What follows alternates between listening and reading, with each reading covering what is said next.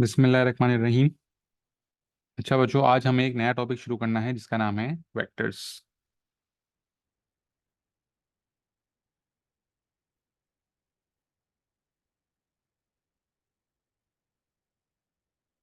अच्छा बच्चों, वेक्टर्स जो हमारा टॉपिक है ना, ये हमारे पास P1 और P2 दोनों में टेस्ट हो रहा होता है। ठीक है। P1 में अगर ये आएगा तो ये 5 से 6 मार्क का आएगा। P2 में ये 8 से 10 मार्क का एक अच्छा सवाल आता है वेक्टर्स का। ठीक है। आसान टॉपिक है, इतना मुश्किल नहीं है। ठीक है।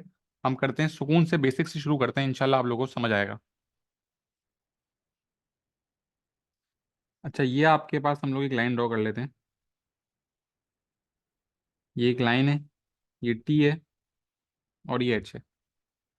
अब यहाँ पे ये एरो बना हुआ है इस तरह। इस एरो का मतलब क्या है कि मैं टी से एच जा रहा हूँ। इस एरो का मतलब क्या है, मैं टी से एच की तरफ मूव कर रहा हूँ। तो अगर मुझे इसको वेक्टर में लिखना है तो ये वेक्टर क्या हो जाएगा, ये वेक्टर हो जाएगा टी एच। क्यों? क्योंकि एरो यहाँ जा रहा है, मतलब मैं टी से एच जा रहा हूँ। और ये ऊपर डायरेक्शन बन जाती है, ये वेक्टर का साइन होता है। ये टी एच हो गया।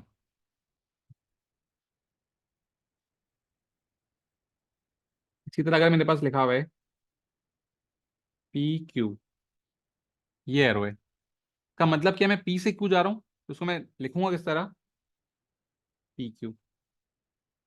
इस तरह हम इसको आइडेंटिफाई करते हैं। अब हमारे पास एक चीज होती है, सबसे पहले कॉलम वेक्टर।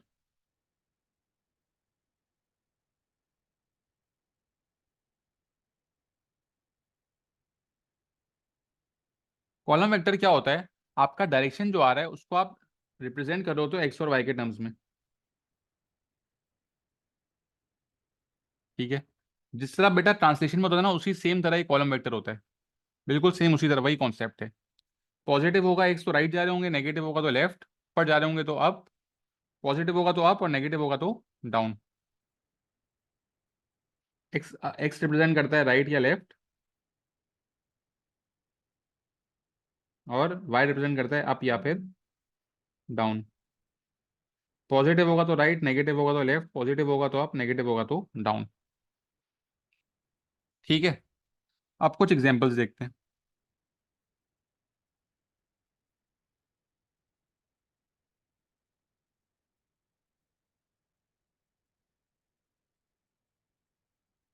आपसे पूछा है बच्चों, पी क्यू का वेक्टर क्या आ रहा है, पी क्यू का कॉलम वेक्टर क्या आ रहा है। पी क्यू का कॉलम वेक्टर पूछा है आपसे। तो पी क्यू का कॉलम वेक्टर आप किस तरह बताओगे। अब आपको पता है आप लोग पी से क्यू जा रहे हो, तो बच्चों पी से क्यू जाने के लिए आप लोग कितना राइट जा रहे हो, 1 2 3 और 4 राइट जा रहे हैं हम लोग। और 1 2 3 4 और 5 ऊपर जा रहे हैं। तो इसका मतलब क्या हुआ, 4 राइट 5 ऊपर। राइट और अप में हमेशा पॉजिटिव साइन होती है, तो आंसर क्या हो गया इसका, 4 और 5। ये आ गया आपके पास पी क्यू।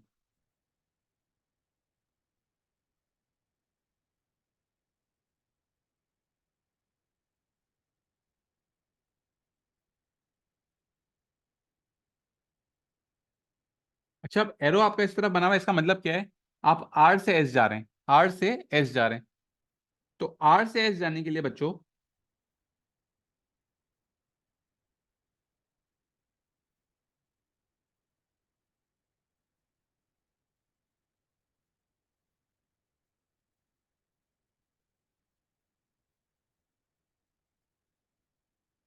1 2 3 4 राइट जा रहे हैं, 1 2 3 4 5 नीचे आ रहे हैं, 4 राइट और 5 नीचे। तो राइट में पॉजिटिव और नीचे में नेगेटिव, तो आंसर क्या हो जाएगा, हम लिखेंगे क्या, आर से एस जा रहे हैं, तो R S is equal to 4 और -5। बच्चों यहां तो कोई मसला क्लियर है, डायरेक्शन किस तरह आ रहा है, कॉलम वेक्टर किस तरह आ रहा है।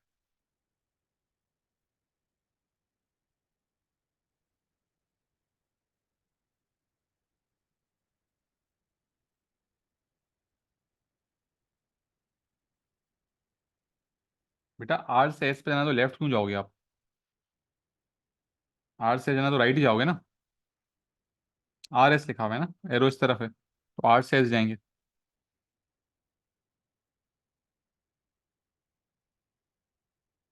पहले नीचे जाओ फिर राइट जाओ, एक ही बात है ना।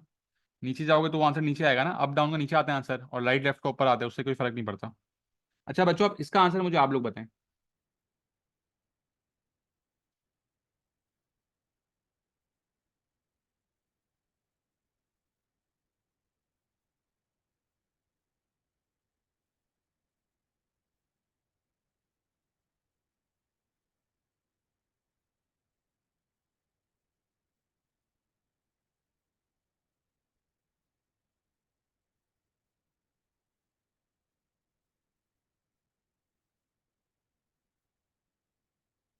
सबसे पहली चीज तो वेक्टर क्या बनेगा, लिखेंगे क्या हम लोग? सी से डी आ रहा है तो सी डी लिखेंगे। तो vector C D is equal to, answer क्या आएगा बच्चों बताएं आप लोग।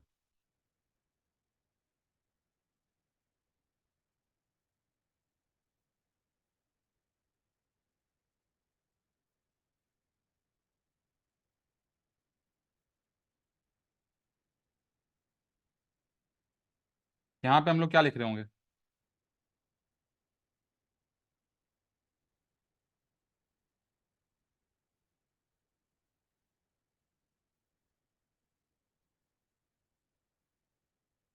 हम लोग जो है वो 1 2 3 4 लेफ्ट जा रहे हैं तो -4, और फिर 1 2 3 4 5 और 6 नीचे जा रहे हैं तो -6। लेफ्ट पे -4 और नीचे -6, तो आंसर क्या होगा? -4 -6। बेटा अभी भी कोई कंफ्यूजन है तो पूछ लें, अगला सवाल मुझे सबका आंसर अब सही चाहिए। कोई कंफ्यूजन है यहाँ तक तो पूछ लें, इसके बाद आखिरी एग्जाम्पल है मैं चाह रहा हूँ वो सब आप लोग सही आंसर बताओ। यहाँ तक क्लियर है? ये आंसर्स किस तरह हैं तीनों?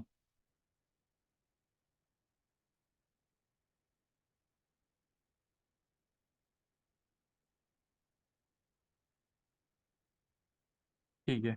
अब आखिरी सवाल, इसका आंसर बताएं आप लोग।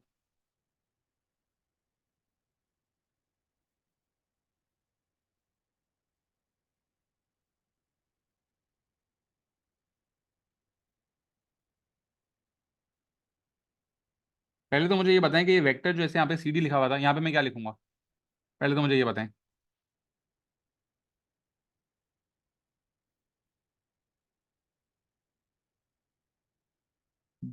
एरो इस तरफ है, मतलब मैं आर से क्यू जा रहा हूँ तो आर क्यू लिख रहा हूँ, वेरी गुड।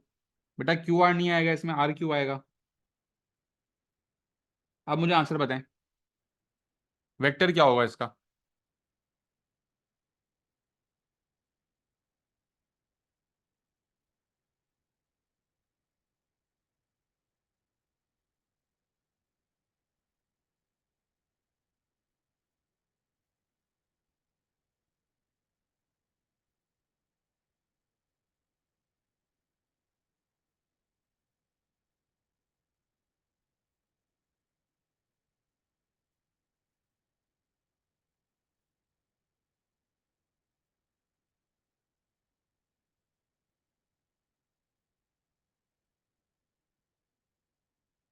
एक, दो, तीन, चार, पाँच, छ।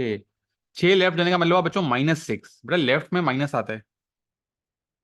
और 1 2 3 4 और 5, 5 ऊपर, ऊपर में पॉजिटिव आता है, तो -6 और 5।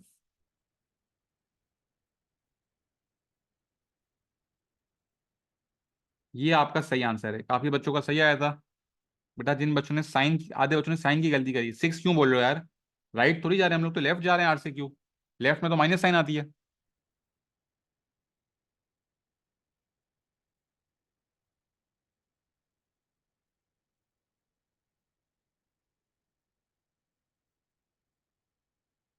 आगे बात करते हैं।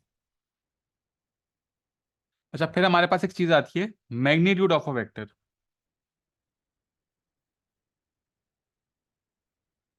मैग्नीट्यूड का मतलब क्या है बच्चों? मैग्नीट्यूड का मतलब है लेंथ। मैं लिख देता हूँ ब्रैकेट में, magnitude of a vector. Magnitude क्या होता है बच्चों? मैग्नीट्यूड होता है लेंथ। ठीक है। अब अगर आपके पास कोई वेक्टर है, if you have a vector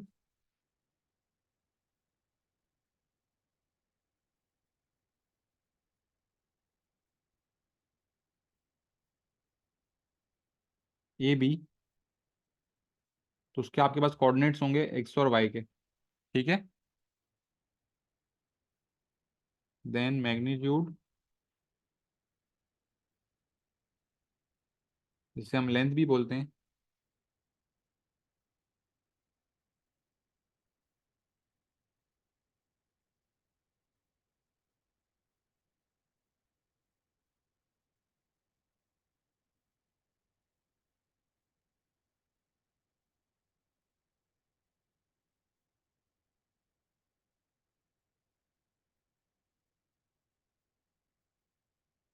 ये बेटा आपके पास वेक्टर का मैग्नीट्यूड निकालने का फॉर्मूला है √x² + y²।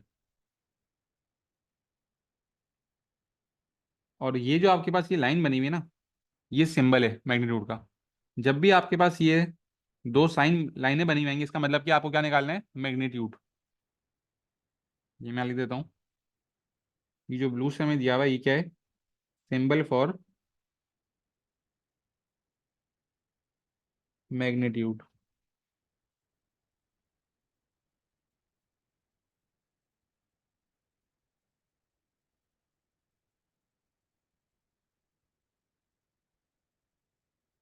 ठीक है, अब जैसे एग्जाम्पल क्वेश्चन ले लेते हैं।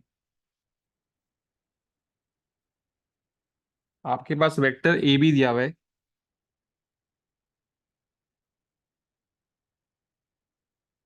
3 और -4, और आपको बोला हुआ है फाइंड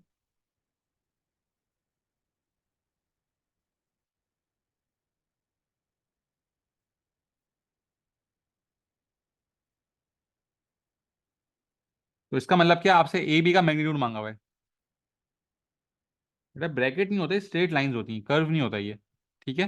अब आपसे क्या मांगा है, मैग्नीट्यूड ऑफ ए बी। तो एक्स √x² + y², ऊपर वाला नंबर एक्स है, नीचे वाला नंबर वाई है।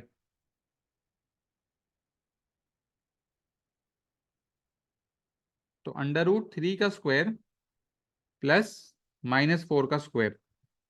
बट तो 3 का स्क्वायर क्या होगा,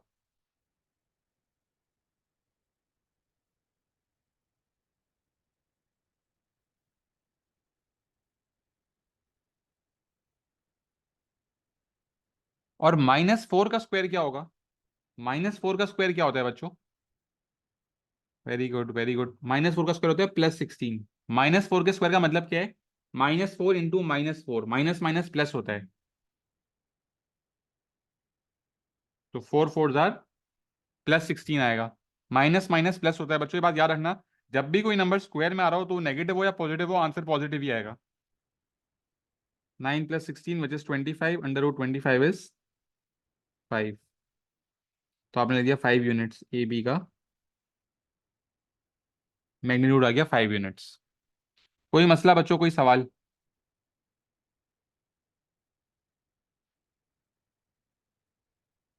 अच्छा, अब यहाँ एक बच्चों का सवाल आता है कि सर, आपने सिखाया था कि जब भी अंडर रूट होगा तो प्लस माइनस आएगा, तो फिर आप प्लस माइनस क्यों नहीं लिख रहे हैं यहाँ पे। प्लस माइनस यहाँ पे क्यों नहीं आ रहा बच्चों, क्योंकि आप निकाल लो मैग्नीट्यूड विच इज लेंथ। क्या किसी चीज की लेंथ नेगेटिव हो सकती है। तो जब आपके पास कोई लेंथ नेगेटिव नहीं हो सकती है, तभी हम लोग यहाँ पे नेगेटिव साइन नहीं लिख रहे हैं, तभी मैंने सिर्फ यहाँ पे पॉजिटिव साइन लिया है। लेकिन नॉर्मली कोई सवाल होगा जिसमें स्क्वायर रूट हो रहा होगा, तो प्लस माइनस लाजमी आएगा। ठीक है।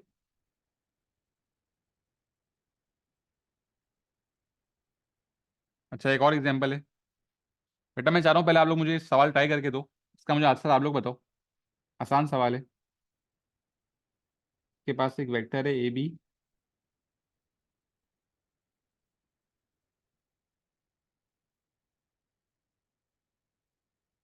given that the magnitude of AB is 10,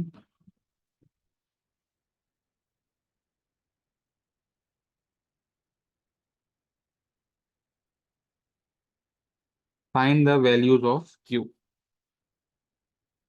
2 minute दे रहा हूँ, ये सवाल ट्राई करें।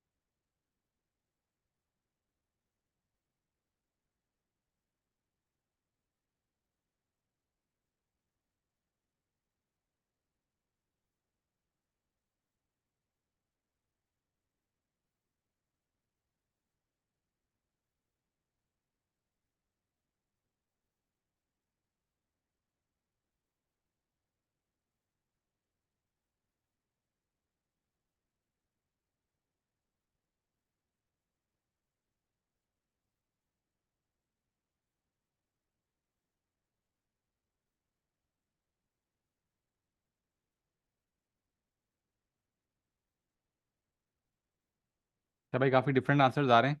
मैं सॉल्व करके दिखा देता हूँ आप लोगों को। आपके पास वेक्टर ए भी दिया हुआ है 6 क्यूब, और उसका मैग्नीट्यूड बताया हुआ है 10, बोला है find the values of Q.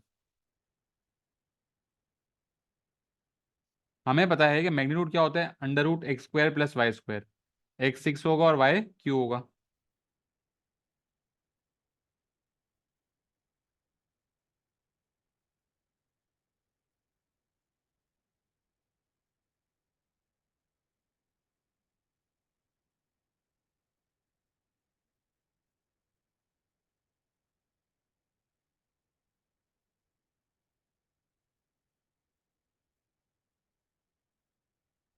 अब मैग्नीट्यूड ऑफ ए बी जो है वो आपको बताया हुआ था 10 है, तो आप यहाँ पे 10 लिख दोगे।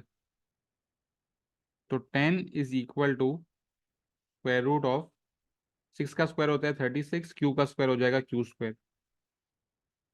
ठीक है। अब स्क्वायर रूट हटाने के लिए हम लोग करेंगे स्क्वायरिंग ऑन बोथ साइड्स।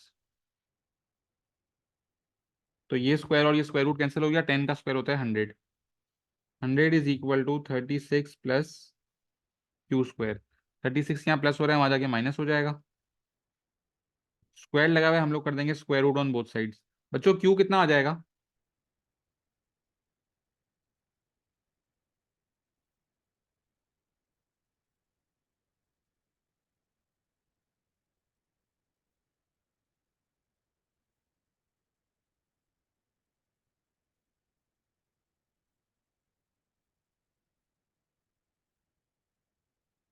बच्चों यहाँ पे जो क्यू आएगा उसका आंसर होगा +-8, 8 नहीं होगा। यहाँ पे जो आप वैल्यू निकाल रहे हो क्यू की, वो एक डायरेक्शन है वाई का। क्या ये आंसर नेगेटिव पॉजिटिव दोनों में हो सकता है ना? ये आंसर तो, ये आंसर जो अभी आ रहा है वो मैग्नीट्यूड थोड़ी है जो आप सिर्फ पॉजिटिव आंसर बता रहे हो मुझे। ये तो आपके पास एक वैल्यू है जो पॉजिटिव भी हो सकती है और नेगेटिव भी हो सकती है। तो यहाँ पे आंसर क्या आएगा? यहाँ पे आंसर आएगा +-8। देखिए सवाल क्या था, फाइंड द वैल्यूज। बेटा सवाल पढ़ा करें। तो आंसर क्या होगा? +-8। मतलब आप लोग क्या लिख रहे होगे, Q = 8, Q = -8। ये आपके आंसर रहेंगे। कोई मसला बच्चों, कोई सवाल?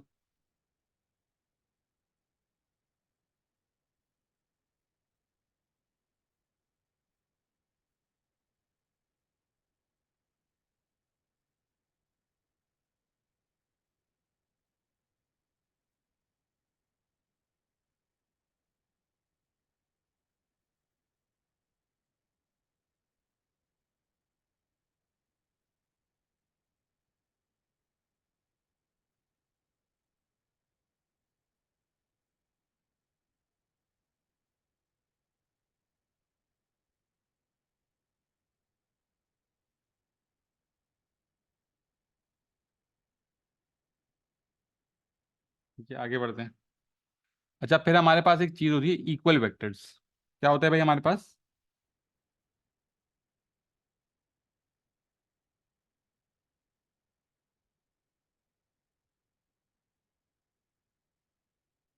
Equal vectors. इक्वल वेक्टर्स जो हैं वो हम किस तरह आइडेंटिफाई करते हैं? इक्वल वेक्टर्स सब होते हैं जब दो कंडीशन प्रूव हो रही हो। वो कंडीशन क्या है? कि लेंथ इक्वल हो और आपस में पैरेलल हो। ठीक है। अगर आपके पास ये दो कंडीशन पूरी हो रही है, मैं यहाँ लिख देता हूँ।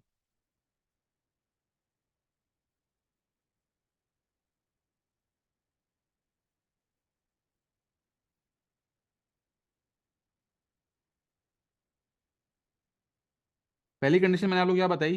कि लेंथ जो है वो इक्वल हो।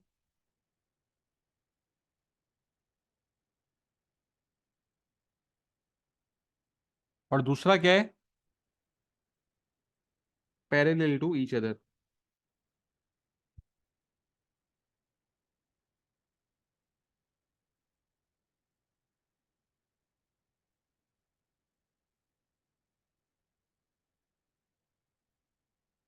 ठीक है, एक एग्जांपल देखते हैं भाई।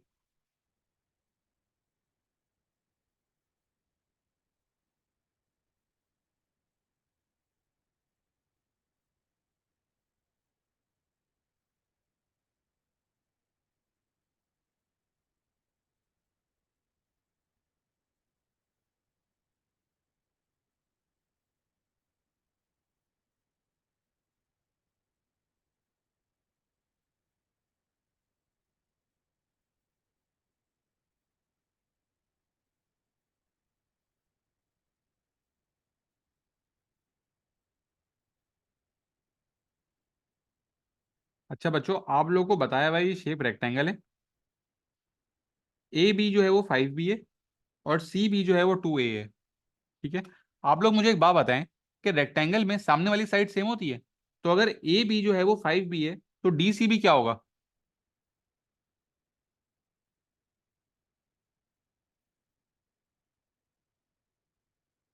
अगर ए बी हमारे पास 5 बी आ रहा है, तो डी सी बी क्या होगा? डी सी बी 5 बी होगा। और इसी तरह सी बी 2 ए है, तो डी ए बी क्या होगा? डी ए बी 2 ए ही होगा।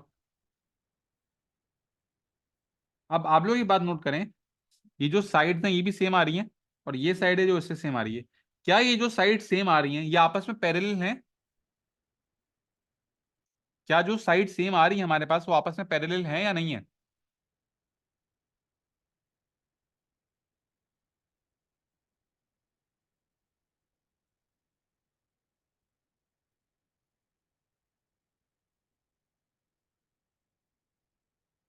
ठीक है।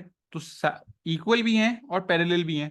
जब इक्वल और पैरेलल होंगे तो हम क्या बोलेंगे? ये क्या है हमारे पास? ये हमारे पास इक्वल वेक्टर्स, हमारे पास क्या है बच्चों? ये हमारे पास इक्वल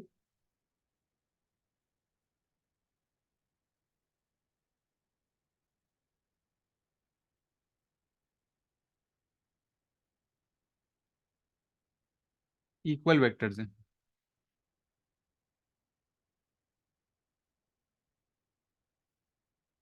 अच्छा, मैं एक शेप और बना रहा हूँ, आप लोग मुझे बताएं इक्वल वेक्टर्स हैं या नहीं है।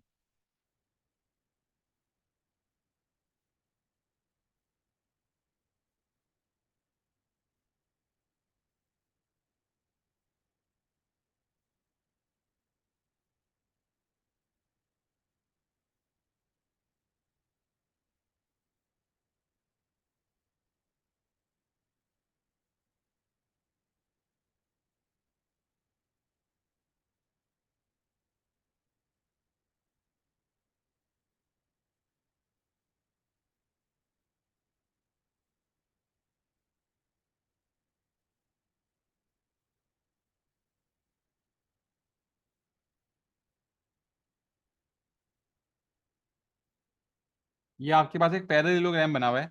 अब आप लोग बताएं कि क्या ये इक्वल वेक्टर्स होंगे या नहीं होंगे।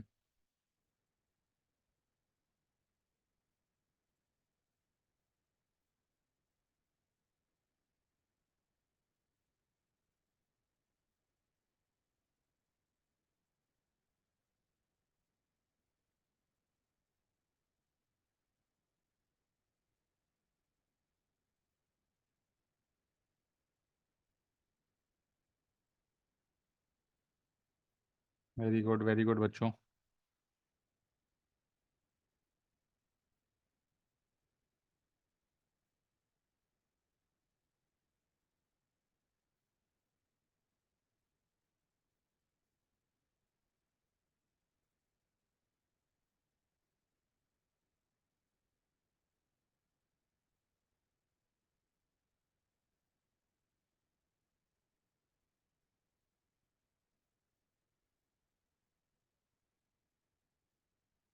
अच्छा भाई, पैरेललोग्राम में भी सामने वाली साइड सेम होती है, ये साइड 5 पी है, तो ये साइड भी 5 पी होगी।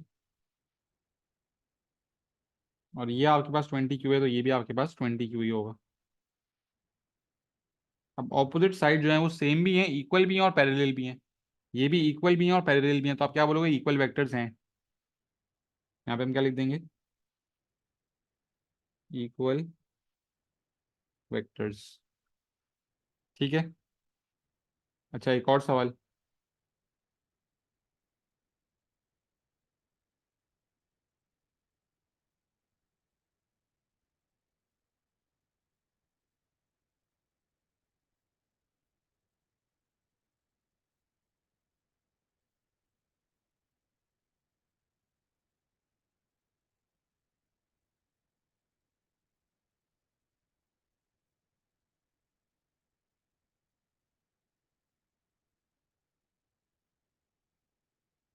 अच्छा, ये हमारे पास जो ट्राइंगल है ये है equilateral triangle.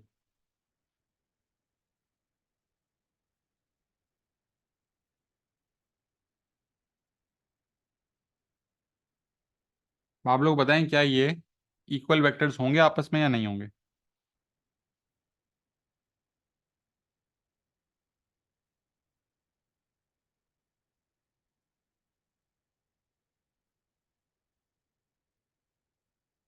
Very good Hania, very good Yusuf.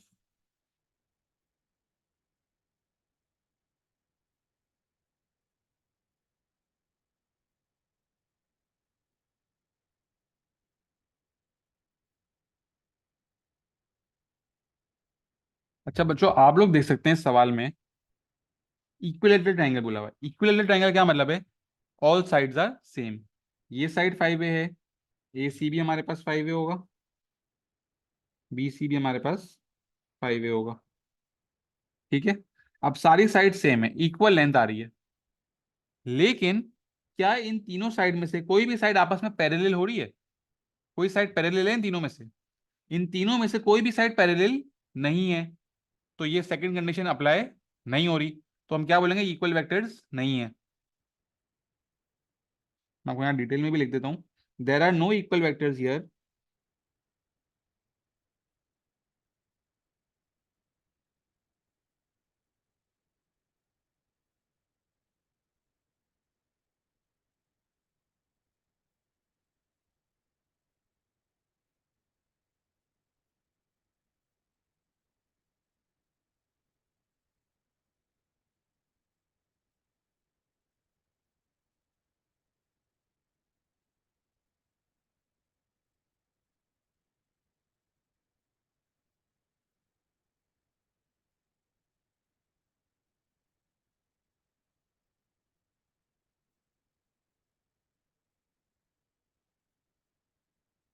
There are no equal vector here because these lines are not parallel to each other. बेटा इक्वल वेक्टर्स का कॉन्सेप्ट क्लियर है?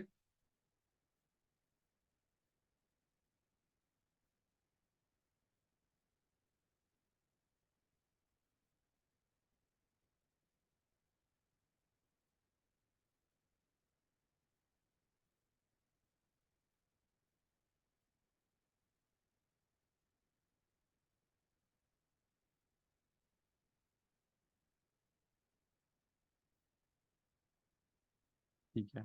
अब हम वेक्टर्स में डायरेक्शन निकालना सीखते हैं।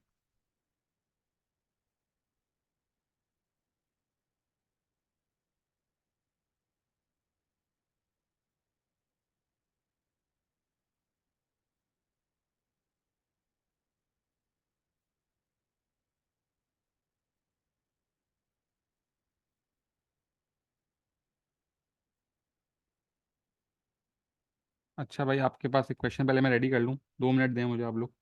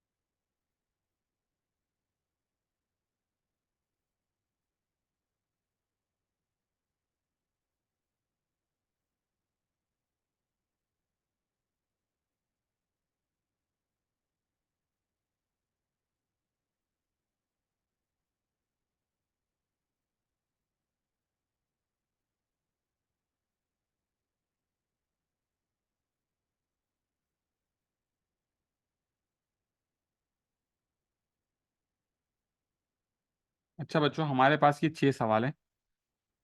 आपके पास एक शेप दिया हुआ है, पी क्यू दिया हुआ है 10A, पी एस दिया हुआ है 12B। आपको बताया हुआ है शेप जो है वो पैरेललोग्राम है, और एम जो है वो आर एस का मिड पॉइंट है, और एन जो है वो क्यू आर का मिड पॉइंट है। आपको ये 6 डायरेक्शन वेक्टर्स बताने हैं। ठीक है, आप किस तरह बताएंगे? पहले पार्ट में बोल रहे हैं पी से आर जाना है। पी से आर। बेटा पी से आर आप किस तरह जाओगे? ऊपर जाओगे, फिर राइट जाओगे, या फिर राइट जाओगे या ऊपर जाओगे, आपकी मर्जी है। अच्छा बच्चों, आप लोग मुझे एक बात बताओ कि एस आर कितना होगा? एस आर कितना होगा?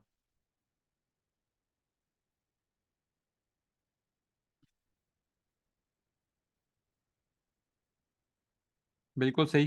पी क्यू जो है वो 10A आया है, तो एस आर भी जो है वो 10A ही होगा। ये जो पूरा है ये आपके पास 10A ही होगा। और इसी तरह आपके पास ये क्यू आर जो है, ओ पी एस जो है वो 12B है, तो क्यू आर पूरा भी आप लोगों के पास बच्चों 12B होगा।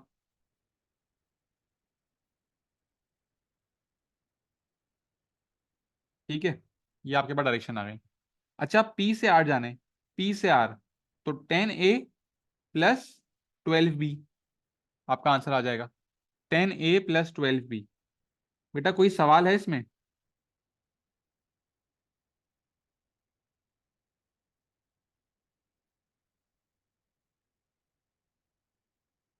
10A+12B। अच्छा, अब एक नई चीज सीखें। क्यू से एस जा रहे हैं आप लोग, क्यू से एस जा रहे हैं, तो क्यू से पी जाएंगे, फिर पी से एस जाएंगे। अब बेटा एक बात बताओ कि पी क्यू जो है वो 10A है, अब मैं क्यू पी आ रहा हूं, मैं ऑपोजिट डायरेक्शन में आ रहा हूं, तो मेरा आंसर क्या होगा? पी क्यू अगर 10A है, तो क्यू पी क्या हो रहा होगा बच्चों? क्यू पी में साइन चेंज हो रही होगी। अगर आप डायरेक्शन के ऑपोजिट साइड पर जा रहे हो तो माइनस साइन आएगी। तो क्यू से पी आने के लिए, क्योंकि डायरेक्शन ऑपोजिट ले रहे हो, तो माइनस साइन आ रही होगी। तो -10A, पी से एस डायरेक्शन सेम है, +12B।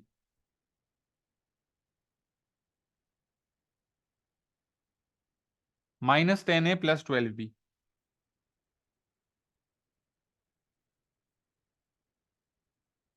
पार्ट सी बोल रहे हैं पी एन, पी से एन जाना है। अच्छा बच्चों, अब यहाँ पे जो है सबसे पहले आपको एक बात बताई हुई है कि एन जो है वो क्यू आर का मिड पॉइंट है।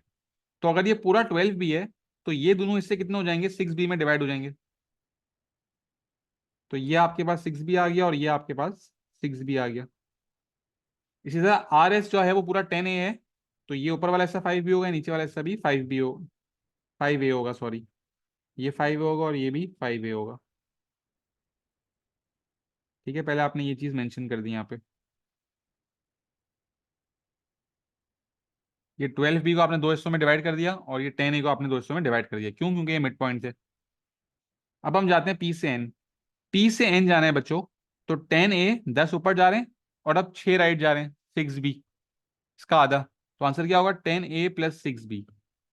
10A+6B। ठीक है बेटा, पार्ट डी का आंसर बताएं। पी एम कितना होगा? पी से अगर मुझे एम जाना है, आंसर क्या होगा? पी से एम का आंसर क्या होगा?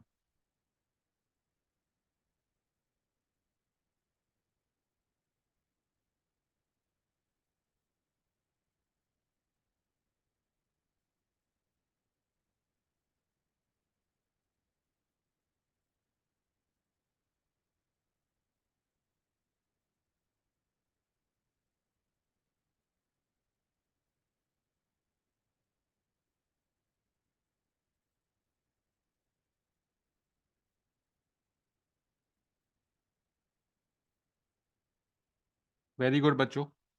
पी से एस 12B, और फिर एस से एम 5 है, तो 12B+5 है।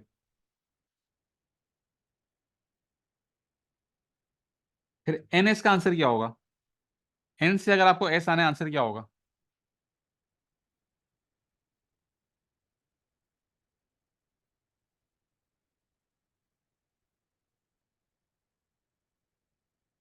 ये सुबह अगर आप ये पूरा घूम के भी आ रहे हो, तो ये 10A होगा, ये 12B होगा, फिर आप नीचे आ रहे हो ऑपोजिट डायरेक्शन में आ रहे हो, तो ये -5 होगा। तो 10 - 5 फिर 5 ही आ रहा होगा। ये चीज जो आप +5 बोलोगे, +5 नहीं होगी यूसुफ।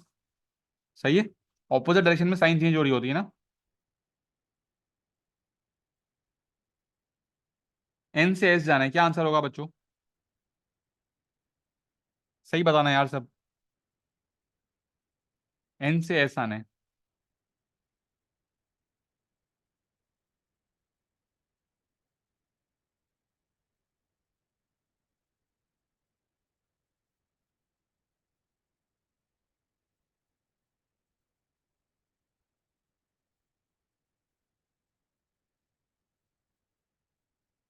एन से आर 6 बी। अब ये हम लोग ऑपोजिट डायरेक्शन में आ रहे हैं, तो +10 ए नहीं होगा, -10 ए होगा। ये डायरेक्शन हमें ऊपर की तरफ की दी हुई थी। अगर हम लोग ऑपोजिट आ रहे हैं तो हम लोग क्या ले रहे होंगे, नेगेटिव साइन ले रहे होंगे। तो आंसर क्या होगा बच्चों? 6 बी -10 है। साइन का ख्याल रखना है।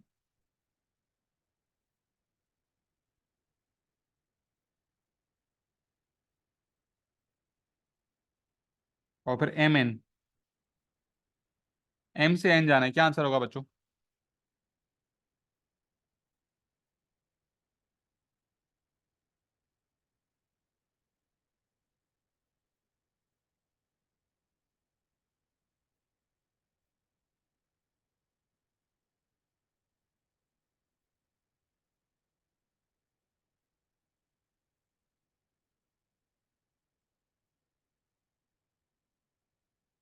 एम से आर जाएंगे तो सेम डायरेक्शन है 5 ए, और ये हम लोग ऑपोजिट डायरेक्शन में जा रहे हैं, तो -6 बी। Very good.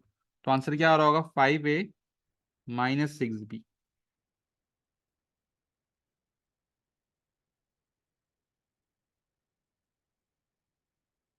कोई मसला बच्चों, कोई सवाल?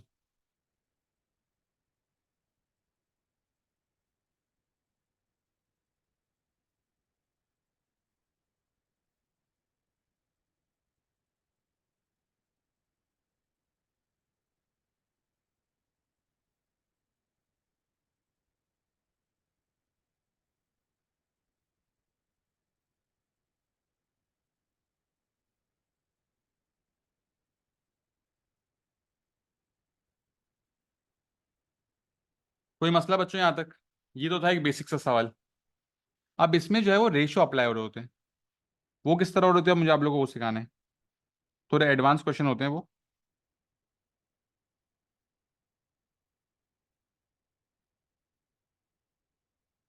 हमारे पास रेशो आ रहा होता है।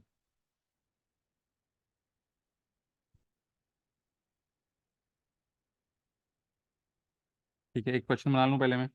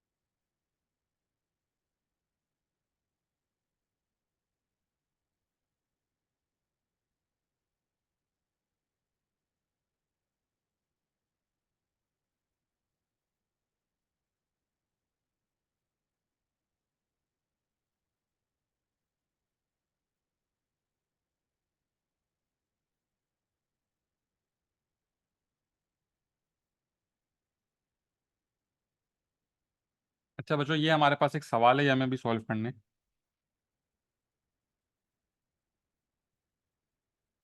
ठीक है। लिखा हुआ क्या, रेशियो मेथड अप्लाई होगा। अब यहाँ पे क्या बोला हुआ है, P Q R S is a triangle, M is a point on Q R such that Q M is 1/5 times of M R. Q M is 1/5 times of M R. M इस line पे कहीं लाई कर रहा होगा। अब बेटा पहले आप इसको सिंप्लीफाई कर लें, किस तरह, एम आर को यहाँ ले आए ताकि आपको क्या पता चल जाए रेशियो क्या आ रहा है। अब हम लोग सॉल्व कर रहे हैं तो हमारे रेशियो आ रहा है Q M upon M R is equal to 1/5। इसका मतलब क्या है, अगर क्यू एम के एक हिस्से होंगे तो एम आर के 5 हिस्से होंगे। सही बात है बच्चों या नहीं? अगर क्यू एम के 5 हिस्से होंगे, क्यू एम का एक हिस्सा होगा तो एम आर के 5 हिस्से होंगे। मतलब आपका यहाँ पे कहीं एम अगर आ रहा होगा, समझो एम आपका इधर कहीं आ रहा होगा क्यू के करीब, क्यू एम अगर एक होगा तो एम आर होगा 5। सही बात है या नहीं है? तो ये पूरा क्यू आर कितना हो गया, पूरा क्यू आर 6 हो जाएगा। अगर ये एक पार्ट है आपके पास और यहाँ पे आपके पास 5 पार्ट आ रहे हैं, तो ये पूरा जो है वो 6 पार्ट्स में डिवाइड हो रहा होगा। टोटल जो क्यू आर है वो आपके पास 6 पार्ट्स में हो रहा होगा।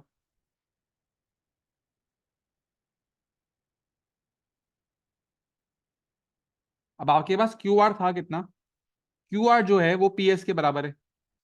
पी एस 12 भी है तो क्यू आर भी 12 भी होगा। तो 12 B upon 6 which is 2 B.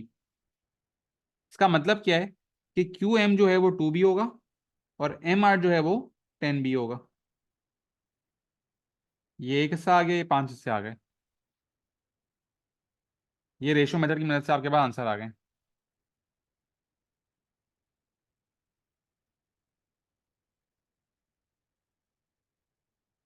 बेटा कोई मसला है, ये क्लियर है?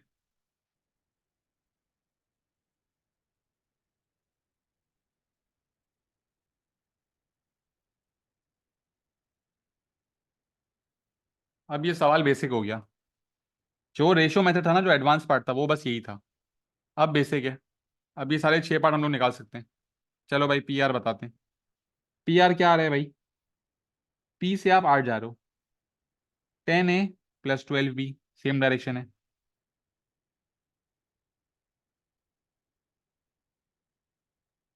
क्यू एस, क्यू से एस आ रहे हैं, तो 12 बी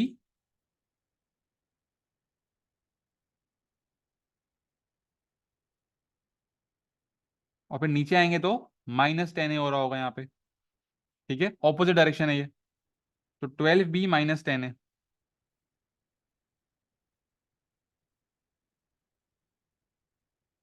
चलें बच्चों, अब आंसर बता दें, क्यू एम क्या आएगा।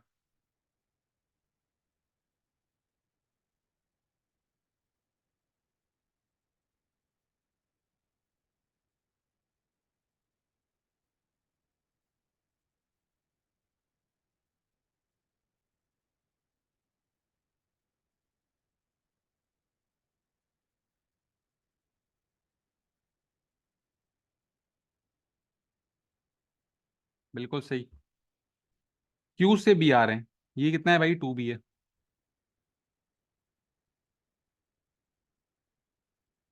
फिर पी एम, पी एम क्या हो जाएगा, पी से क्यू 10 ए प्लस 2 बी।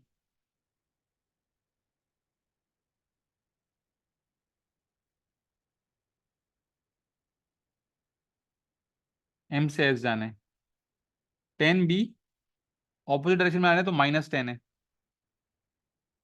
तो 10 बी - 10 है।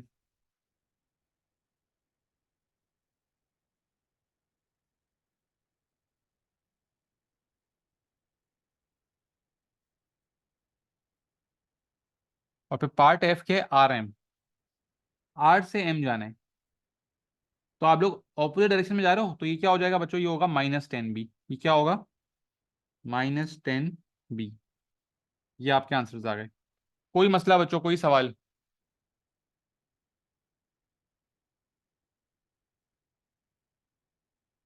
बात बेटा आप क्या पूछ रहे हो, मुझे समझ नहीं आ रहा।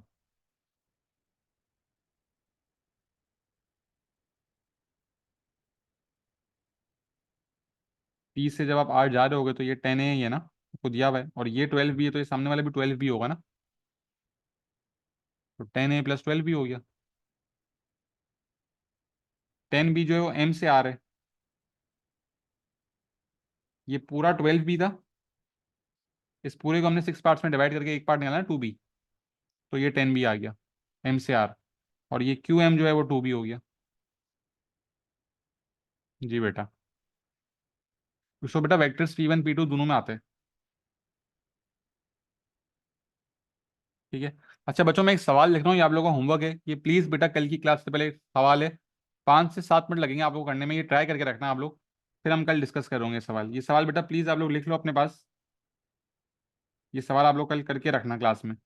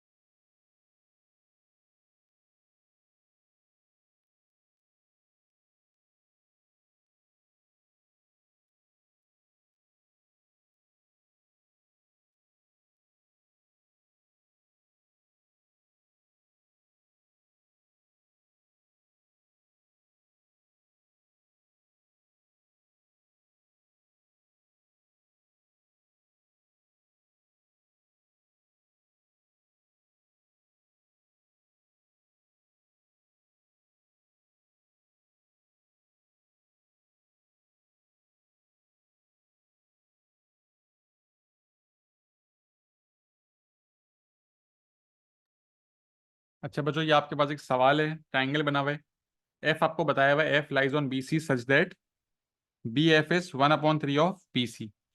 ठीक है। 3 पार्ट्स आपके पास हैं, बी सी बी एफ और ए एफ, ये सवाल आपको सॉल्व करना है। ठीक है। नेक्स्ट क्लास में मैं ये सवाल जो है वो डिस्कस कर रहा हूँ। प्लीज़ ये नेक्स्ट क्लास से पहले सब सॉल्व करके रखिएगा। ओके बच्चों, अल्लाह हाफिज़।